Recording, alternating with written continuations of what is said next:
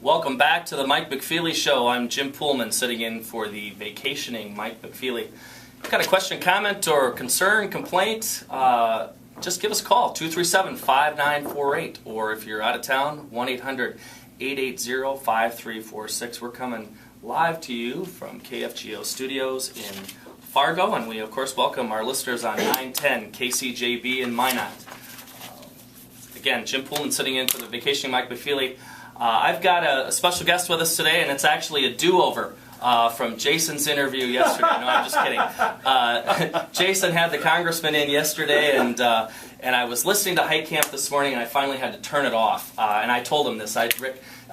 Congressman Rick Berg is our guest, and I before I went on today, I was in the studio right next door, and I was having a very, how should we put it, not tense, but we were one-upping each other on Rick Berg, and because he was beating the snot out of you this morning, as he does most days. And I said, you know what, I've had enough, and I'm having Rick Berg in, and he's going to give his side of the story.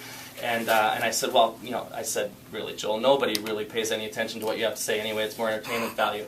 I'm kidding about that, and I told him I would beat him up a little bit, not take it personally. But Congressman Rick Berg's our guest today. He's fresh off an airplane from a trip to Devil's Lake today, and Joel had a few choice words for you about Devil's Lake today, and a House resolution, I think it was, or a resolution that passed that he says denies funding for Devil's Lake and the maintenance of roads related to the flood up there. And of course, you and I served on the legislature together, Rick, and this has been a concern and an issue that the state has been dealing with and the federal government's been dealing with, God, for 15 years or longer. At one point in time, 15 years ago, or actually even longer than that, Devil's Lake was low. Now we keep getting, the basin keeps filling with water, and so a couple of questions.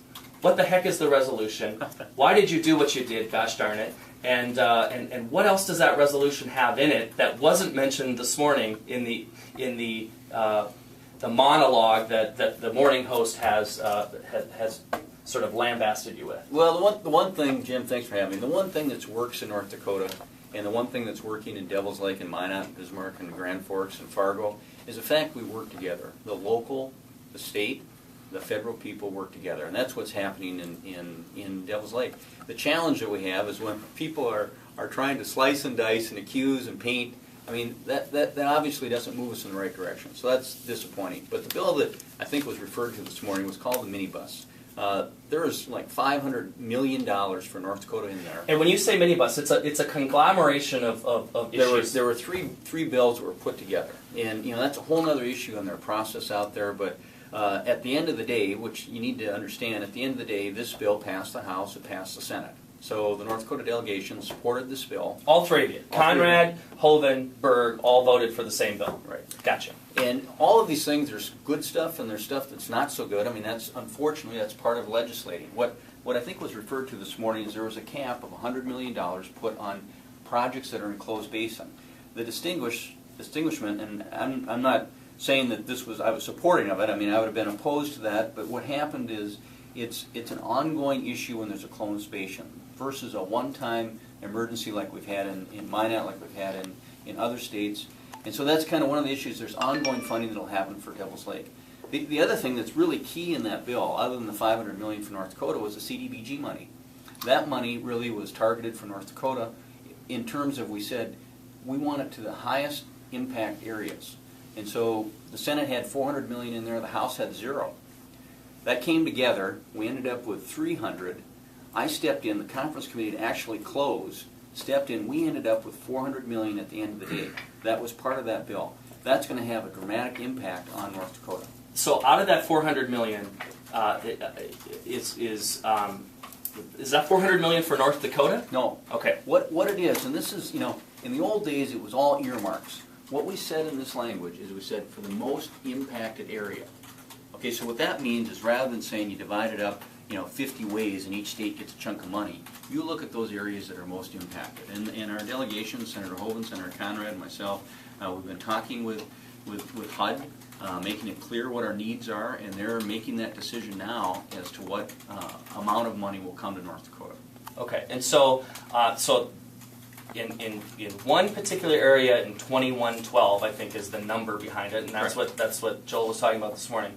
There is a limit of $100 million on closed basins. Explain to what closed basin is for people that don't live in Devil's Lake. Sure. In a closed basin, I guess the best way to explain it, it's kind of like a bowl, a pothole in a parking lot. I mean, there's no place else for the water to go. It's there. It creates this ongoing problem. And when I was in Devil's Lake today, there was a great meeting. We looked at the tour. We toured. We looked at the infrastructure. We looked at the changes. And the most frustrating thing for me, Jim, there's two issues that I want to talk about. One is we've spent over $1.5 billion, almost $2 billion on the symptoms at Devil's Lake and not addressing the problem. Symptoms meaning roads? Raising the roads, putting new pumping stations in, dealing with sewer systems, dealing with water systems, when the problem is we had too much water in the lake.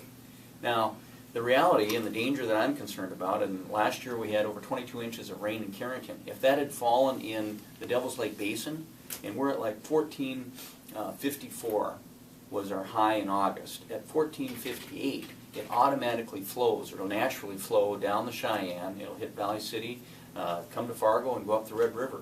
We have to prevent that from happening. That would be a disaster for our state. So, my point is where we are right now, and this is, again, back to the state of North Dakota. What North Dakota has done is they've done several different things to try and get the water level lower in Devil's Lake, understanding the downstream interest. But we have a east and west end pumping station. They're looking at a gravity flow to try and bring that water out. Those are the long-term solutions. But you were up there today, and the roads in Devil's Lake need to be raised again. Absolutely, yeah. And so is there going to be the money to raise those roads if there's a cap that's in the federal budget? Again, we've spent almost $2 billion in Devil's Lake. We're going to continue to spend money in Devil's Lake, both in DOT. This cap we're going to deal with. This is a challenge. This cap, Governor Dalrymple is planning on adding state money to help make that up. These county roads, which are a real concern up there, because we have to bring our farmer products, crops and commodities to the market. So the county roads are a real issue. So one of my objectives is to try and restore some of that funding when we get back out there. But again, this is an ongoing thing. And have you had conversations with the Senate, your Senate colleagues from North Dakota about that specific issue and trying to get it restored later? Absolutely. And do you have a plan to do that? Well, this is a process. Okay. But I want to focus on that piece of it, and I appreciate you answering that, and understanding that it's a challenge. But there is other money for North Dakota, CDBG money. Where does that money go? Well, that money, when it's released by the feds, it'll come to the state, or it may come to the city, and they can use their discretion. It's much broader. That was one of the things we used in Devil's Lake, both for individual assistance as well as public assistance. And so that's got a lot of flexibility there, and it's very important for Minot. And so, which obviously needs the money and will continue needing the money. I heard, on this program, KFGO just the other day, and Mayor Zimmelman was on, and he was talking about how that there's going to be ongoing needs, and the request to the legislature and the request to the federal government was just a first-time thing, much like Grand Forks. And I represented Grand Forks in the legislature back then. It's not just a one-time ask. No, it's a multi-year ask. It's devastating up there. I was up there last week, and you drive those neighborhoods, you see the homes that have basically been left. The number one thing that needs to happen in Minot right now is they need to figure out where the floodway is going to be. So homeowners can make the determination, does it make sense for me to rebuild, or is this an area that I'll be bought out? Are we going to get a permanent solution to Devil's Lake?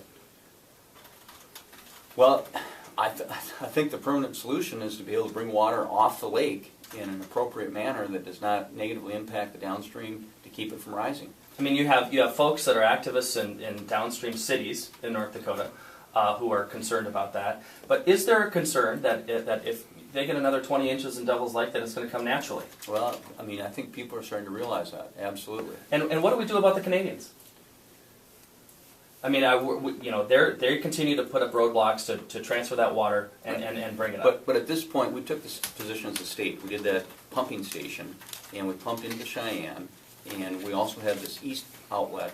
At this point, the Canadian government hasn't sued us, hasn't stopped us, and so we're lowering the lake water through the things that we've done in the state of North Dakota.